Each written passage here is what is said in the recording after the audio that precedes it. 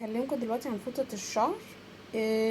عليها جدل كتير كده واسئله كتير، وانا حبيت اوضح لكم الدنيا يعني في فيديو بحيث يبقى على الطبيعه. دلوقتي ده في شكل فوطة الشعر اهي. ده مقاسها تمام. بتيجي طبعا بتاخد هنا شكل الراس، وحضرتك بتحطي الشعر، ولو شعرك طويل ممكن بتتنيه اتنين. هي الفكره ان هي بتمتص الميه اللي في الشعر. فيها زرار هنا للتثبيت، وفي هنا الاستيك اللي بيبقى من تحت بحيث بتلفي الفوطه ومن فوق الراس كده، وتقومي ملبساها في الزرار.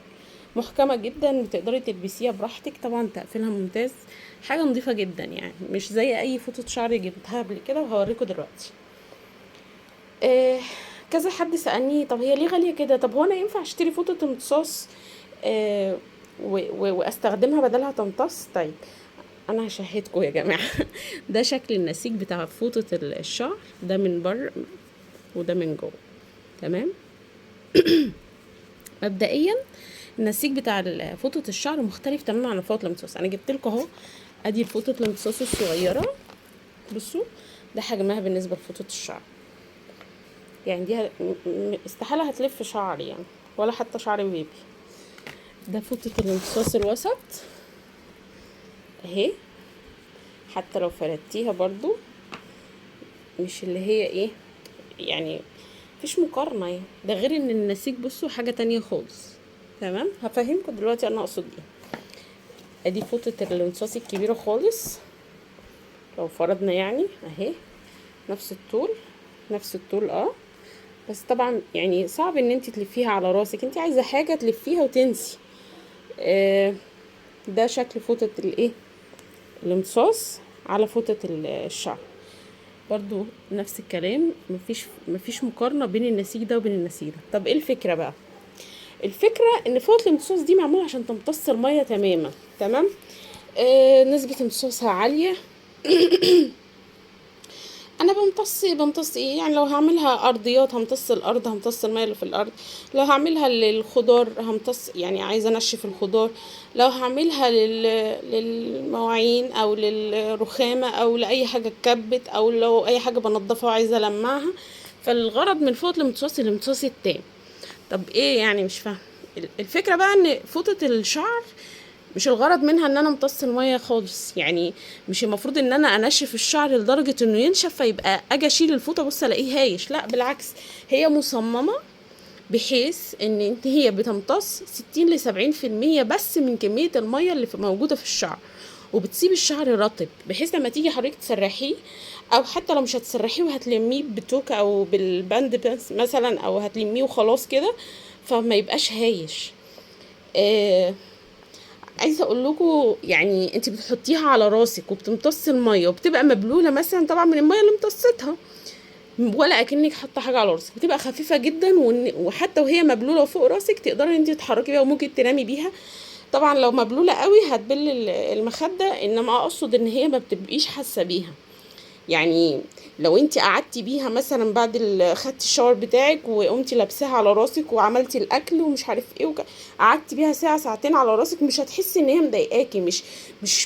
مش فوطه مبلوله بقى وفوق راسك ومضايقاكي، لا، بتبقى ظريفه جدا. عايزه اقول لكم يعني، انا عندي الفوطه دي عندي بقى لها 6 سنين ما شاء الله، زي الفل اهي، اكني لسه جايباها السنه دي.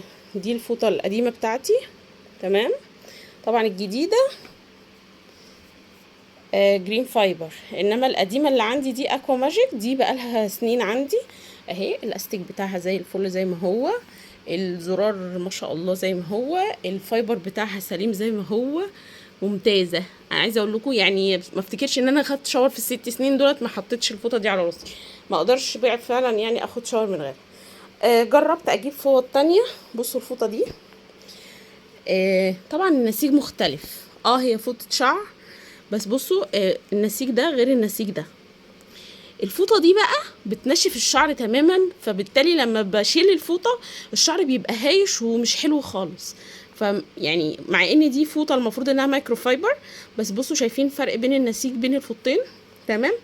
ده غير ان الاستك بتاعها مع يعني اول سنة استخدام ما بصوا شكل المنظر عامل ازاي. التقفيل طبعا تعبان يعني، متخيطة كده، تحس ان هي معمولة يدوي باين.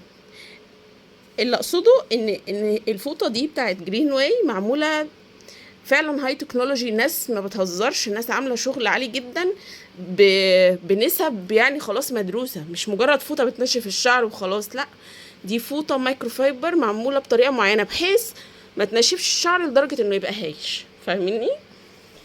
في فوط تاني في السوق، هوريكم شكل النسيج بتاعها، بس انا مش عندي منها صراحه. ثانيه واحده. في فوط في السوق بتبقى النسيج بتاعها اللي هو الشكل ده، دي مش جرين واي. دي فوطة عندي كده كانت جاتلي غلط في اوردر. المهم يعني بيبقى فيه فوط النسيج ده، مش زي الفوط بتاعتنا بتاعت جرين واي، لا. بس هي الفكرة في الفايبر دوت، بيقولوا عليها مايكرو فايبر برضو. ممكن تكون بتمتص، بس بتبقى تقيلة جدا بعد ما تمتص المية، يعني ما تقدرش تستحمليها على راسك. فاهمة قصدي؟ انما دي معمولة فعلا فعلا يعني تكنولوجيا، حاجة محترمة. جرين واي عاملة كل حاجة ليها سبب وليها طريقة وليها ضوابط بحيث تعمل الوظيفة اللي هي معمولة عشانها. دي الفكرة يا جماعة، ان احنا ما ينفعش نستخدم اي فوطة امتصاص من دولت، لا. فوطة الشعر دي حاجة تانية خالص، زي ما انتم شايفين اهي، بتعيش معاكي سنين سليمة زي ما هي يعني. بعد عمر طويل ينفع تتورث اعتقد يعني. آه، ده الشكل الجديد بتاعها، اللون افتح شوية والجرين فايبر تكت عليها. تمام. بس ده اللي حبيت اقوله لكم النهارده عن فوطة الشعر من جرين واي، والفرق بينها وبين فوط الامتصاص، وهل ينفع ان انا بعد الكلام اللي قلته لكم ده بقى استخدم فوطة من فوط الامتصاص بدل فوطة الشعر. سايبه لكم انتوا بقى الرد. ماشي، شكرا.